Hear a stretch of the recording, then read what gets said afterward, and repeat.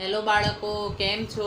આપણે ગઈ વખતે ડ ડબ્બાનો ડ અને ઢ ઢગલાનો ઢ લખ્યો હતો. આજે આપણે અણ ફેણનો અણ અને ત તલવારનો ત લખવાનો છે. અને આપણે કથી ગ સુધી રિવિઝન કર્યું હતું. હવે આપણે જ ટ ઠ ડ ઢ એટલાનું આજે રિવિઝન પણ કરીશું. તો ચલો પહેલાં મારી જોડે અણ ફેણનો અણ અને ત તલવારનો ત લખો.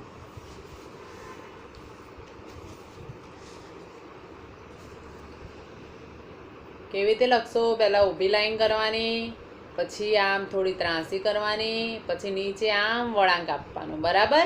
અને અહીંયા વચ્ચે પણ કહું એટલે કે નાનું અડધું સર્કલ બનાવવાનું અને આમ ઊભી લીટી કરવાની, એટલે અણ ફેણનો અણ બની જશે. ચલો બનાવો જોઈ. ઊભી લીટી, ત્રાંસી લીટી, પછી નીચે આવી રીતે ગોળ, અડધું ગોળ, પછી ફરી વચ્ચે અડધું ગોળ અને ઊભી લીટી, એટલે અણ ફેણનો અણ.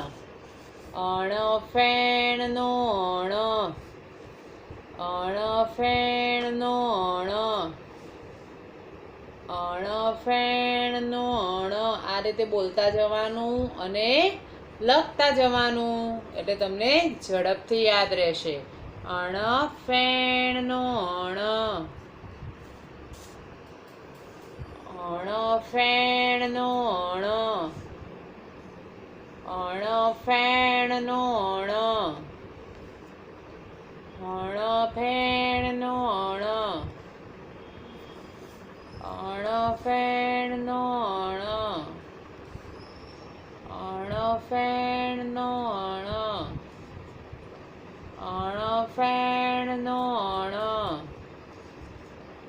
અણ ફેણનો અણ. ચલો હજી એકવાર. અણ ફેણનો અણ, અણ ફેણનો અણ, અણ ફેણનો અણ, અણ ફેણનો અણ, અણ ફેણનો અણ, અણ ફેણનો અણ, અણ ફેણનો. હવે છે ત તલવારનો ત. તો ચલો મારી જોડે બધા લખો ત તલવારનો ત. ત તલવારનો ત. બીજો શાનો થાય? ત તપેલીનો ત. ત તપેલીનો ત.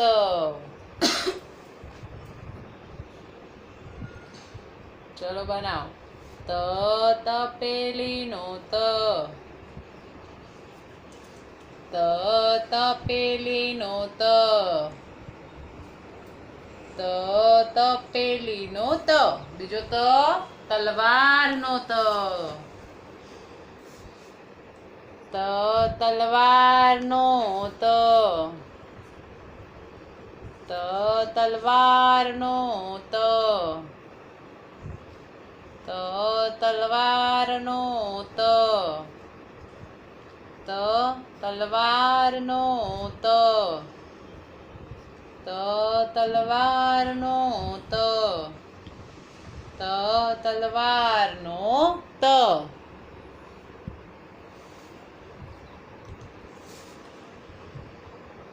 ચલો. ત તલવારનો ત. ત તલવારનો ત. ત તલવારનો ત. ત તલવારનો ત. ત તલવારનો ત. ત તલવારનો ત. ત તલવારનો ત. ચલો આપણે આજે લખ્યું અણ ફેણનો અણ અને ત તલવારનો ત. તો એ તમારે હોમવર્ક કરવાનું છે. એના સિવાય આપણે જ જમરૂકના જથી ફરી રિવિઝન કરીશું. ચલો મારી જોડે જોડે લખો. જ જમરૂખનો જ. જ જમરૂખનો જ. જ જમરૂખનો જ. જ જમરૂખનો જ. જ જમરૂખનો જ જમરૂખનો જ જમરૂખનો જ હવે છે જબલાનો જ ચલો લખો જબલાનો જ જબલાનો જ જબલાનો જ જબલાનો જ જબલાનો જ જબલાનો જ હવે છે ટપાલીનો ટ ચાલો લખો ટપાલીનો ટપાલીનો ટપાલીનો ટપાલીનો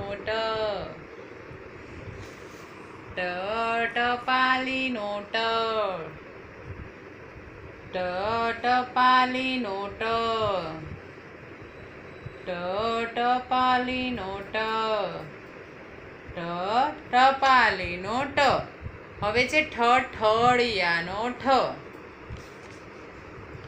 ઠળિયાનો ઠળિયાનો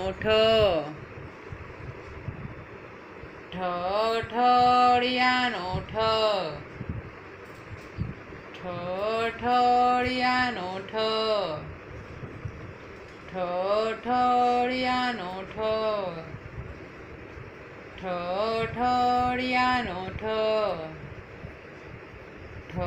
ઠળિયાનો હવે છે ડબ્બાનો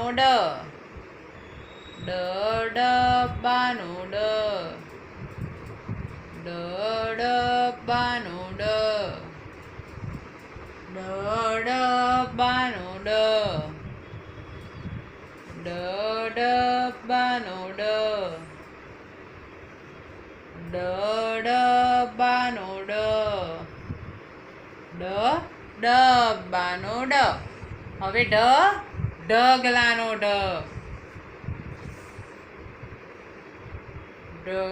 ઢગલાનો ઢગલાનો ઢગલાનો ઢગલાનો ઢગલાનો ઢગલાનો લખાઈ ગયું. તો આજે આપણે જમરૂખનો જબલાનો ટપાલીનો ઠળિયાનો ડબ્બાનો અને ઢગલાનો ત્યાં સુધી આપણે રિવિઝન કર્યું. તો જો પરીક્ષામાં પૂછાય કે જ પછી શું આવે તો જબલાનો જબલાના જ પછી શું આવે તો ટપાલીનો ટપાલીના ટ પછી શું આવે તો ઠળિયાનો ઠળિયાના ઠ પછી શું આવે તો ડબ્બાનો અને ડબ્બાના પછી શું આવે તો ઢગલાનો તો હવે એ જ રીતે ઢગલાના પહેલા શું આવે તો ડબ્બાનો ડબ્બાના પહેલા શું આવે તો ઠળિયાનો ઠળિયાના ઠ પહેલા શું આવે તો ટપાલીનો ટપાલીના ટ પહેલા શું આવે તો જબલાનો અને એના પહેલા શું આવે તો જમરૂખનો તો ઓકે, ખબર પડી ગઈ. તો તમારે રિવિઝન કરવાનું છે. હોમવર્કમાં તમારે આ જ થી ઢ સુધીનું રિવિઝન લખવાનું છે અને ફેણનો અને તલવાનો તો તમારે લખવાનો જ છે. બરાબર. હવે આપણે કાલે મળીશું. Bye bye.